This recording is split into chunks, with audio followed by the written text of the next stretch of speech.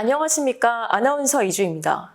오늘은 경기도의회 안전행정위원회에서 도민의 안전을 위해 일하고 계신 서현우 의원님 모셨습니다. 의원님 안녕하세요. 네, 안녕하세요. 반갑습니다. 네, 반갑습니다. 네. 예, 의원님 먼저 현재 경기도의회 내에서 맡고 계신 부분들에 대한 설명 부탁드리겠습니다.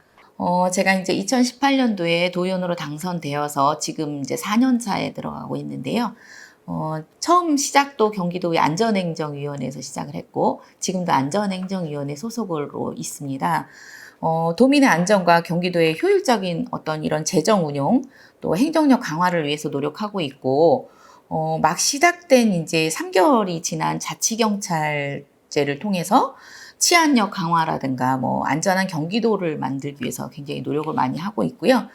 전반기에 의정 활동을 열심히 한 거를 인정받아서 지금은 운영위원회와 또 더불어민주당의 대표단에서 기획수석 부대표를 맡고 있고요. 경기도의회 이제 운영위원회는 의회 안살림을 이렇게 맡아서 하는 곳이라고 보시면 되고요.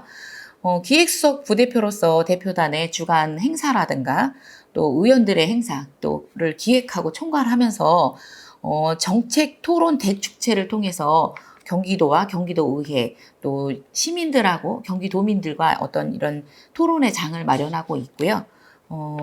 또 지역 현안에 대한 이런 주민들과의 어떤 소통의 시간을 마련하는데 열심히 노력하고 있습니다. 네. 예, 의원님께서 여러 가지 다양한 활동을 하고 계신데요.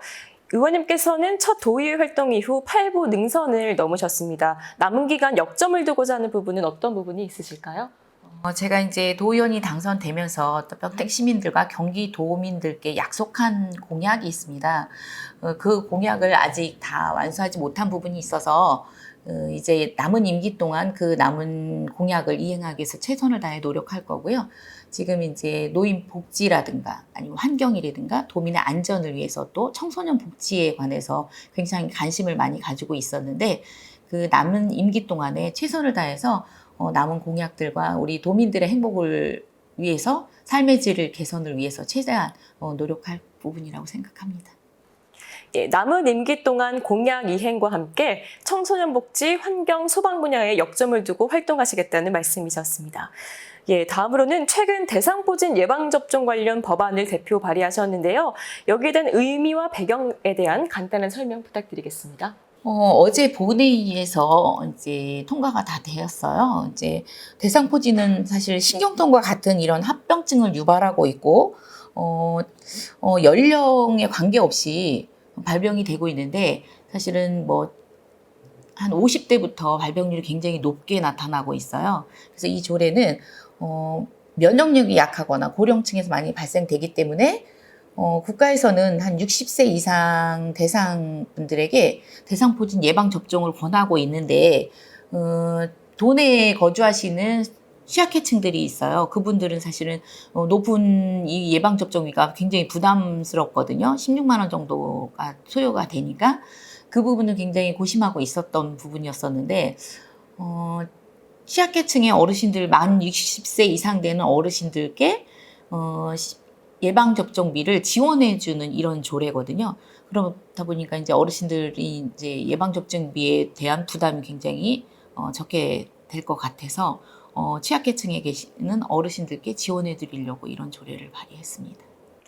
예, 이번 법안이 이 대상포진 관련해서 높은 의료비를 부담해야 했던 취약계층들에게 아주 좋은 법안이 될 것 같습니다. 예, 다음으로는 이 평택 출신으로서 지역을 위한 활동은 어떤 활동들을 해오셨나요? 제가 평택의 도의원으로서 평택항 포승지구 경계 분쟁이 굉장히 문제가 대두되고 있는 시기였었어요. 그래서 열심히 발로 뛰면서 노력을 했고 경기도 평택 당진항 포승지구 공유수면 매립지에 조속한 평택시 귀속 결정을 촉구하는 이런 건의안도 제가 대표 발의해서 142명의 의원님들의 전원 서명을 받아서 국회 대법원장, 또 국회의장, 국무총리, 또 행정안전부 장관에게 전달도 했고 사실은 경기도 의회의 의원님들께서는 평택의 평택항이라는 걸 잘 모르시고 계시더라고요. 그래서 그걸 알리는 데 또 많은 노력을 했고요.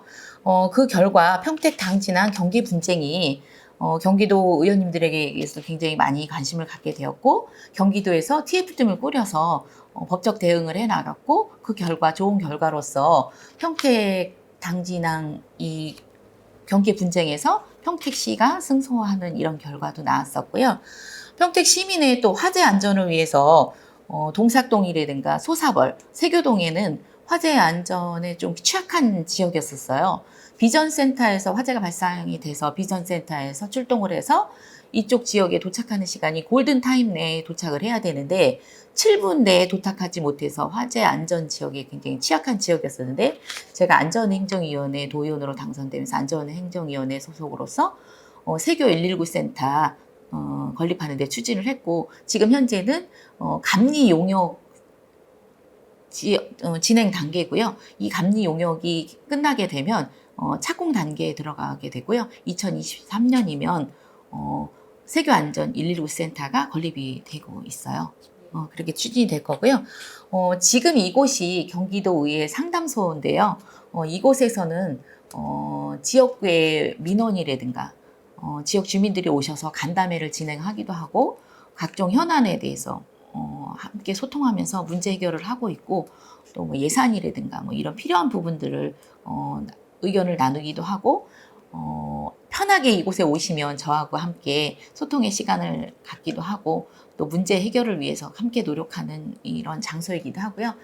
경기도의회 상담소에 많은 분들이 함께 오셔서 저와 소통의 시간을 갖는 시간이 됐으면 좋겠습니다. 네, 많은 도민분들이 여기 평택 상담소로 오셔서 의원님을 찾아뵙는 것도 좋을 것 같습니다. 다음으로는 의원님께서는 지금 경사를 앞두고 계신데요. 어떤 심정이신지 소감 한 말씀 부탁드리겠습니다. 새로운 가족을 만든다는 이런 설렘도 있고 또 어느새 저희 아들이 이렇게 성장해서 결혼을 하는구나 이런 생각을 하면 조금 울컥하는 마음이 들기도 해요. 근데 이제 그것보다도 코로나19로 인해서 결혼식을 이렇게 준비하다 보니까 굉장히 어려움이 많거든요. 어떤 이런 콘서트장이나 백화점, 이런 다중이용 업소에서는 인원 제한을 두지 않고 있는데, 결혼식장은 일괄적으로다가 49명으로 다 제한이 되어 있잖아요. 이러면서 49명 제한된 인원을 가지고 결혼식을 이제 준비를 하다 보니까 굉장히 불합리한 점이 좀 있더라고요. 면적 대비해서 그거를 제한을 두는 게 아니라 뭐 야외 결혼식이든 뭐 장소가 넓은 곳이든 뭐 인원 제한을 49명을 제한을 하다 보니까 굉장히 불편함을 많이 느꼈고 저뿐만 아니라 그동안에 결혼식을 준비했던 분들 또 결혼식을 진행했던 분들이 이런 어려움을 굉장히 많이 겪었을 거라고 생각하면서 이런 불합리한 제도를 좀 개선해야 될 필요성을 느꼈다거나 할까요? 그래서 이제 앞으로 이제 11월부터는 또 위드 코로나로 전환될 수 있다고 하니까 하루빨리 이게 일상생활을 되찾아서 앞으로 결혼하시는 분들을 좀 더 많은 분들의 축복을 받으면서 결혼식을 진행했으면 좋겠다 이런 생각이 들었습니다. 네.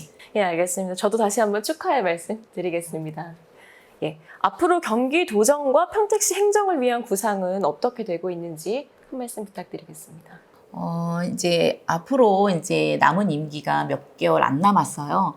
그리고 또 다음에 또 내년에 지방선거가 있긴 하지만 제가 다시 이제 도의원으로 입성을 할지 안 할지도 잘 모르고 그렇지만 앞으로 제가 관심 갖고 계속해서 추진해 나갈 부분이 지금 지난번에 이제 도정 질문도 했고 5분 발언도 했지만 경기도에 거주하고 있는 청년들을 위한 이런 기숙사가 굉장히 필요하다는 걸 절실히 느꼈고 대학생이 아닌 경기도에 거주하는 청년들이 서울로다가 취업을 하게 돼서 주거 때문에 굉장히 고민을 많이 하고 있는 부분이라 앞으로도 계속해서 제가 이제 경기도의 도의원으로 다시 입성을 하게 된다면 계속해서 그 부분을 추진할 거고 예산 부분이 굉장히 문제가 되고 있는 부분이긴 해요. 그렇지만 경기도의 예산을 가지고 충분히 저는 경기도의 청년 기숙사를 건립할 수 있는 조건이 마련된다고 이렇게 생각이 들거든요.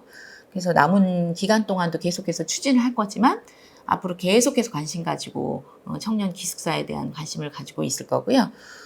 지금 평택시에는 여학생 청소년 쉼터가 있어요. 그렇지만 남학생 청소년 쉼터가 없는 상태인데 새벽이나 어떤 늦은 시간에 우리 남학생들이 집에 문제가 있어서 가출을 하게 되거나 일시적으로 집을 나올 경우 여기 없기 때문에 뭐 용인이나 다른 시로 가야 되는 부분이 있어요. 그러면 그 새벽에 청소년들이 집을 나와서 갈 곳이 없어요. 그러다 보면 굉장히 탈선의 위험이 더 높게 발생되고 있는데 그 부분도 제가 이제 시연으로다가 이제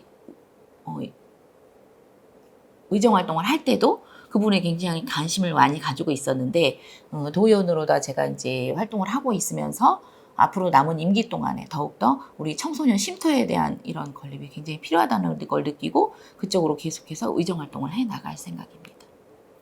예, 의원님 마지막으로 도민 여러분들께 한 말씀 부탁드리겠습니다.